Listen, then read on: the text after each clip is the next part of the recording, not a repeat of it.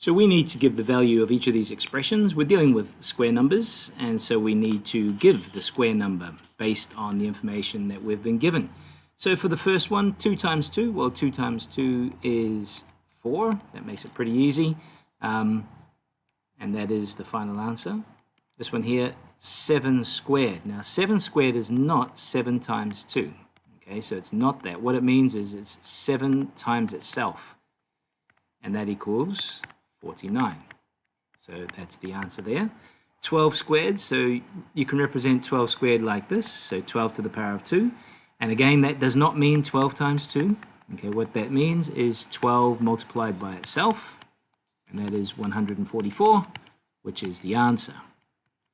And this one over here, 6 to the power of 2, so 6 to the power of 2, which is exactly what it says, which is not 6 times 2, it is 6 multiplied by itself, which equals 36. And that's really how you do these particular problems.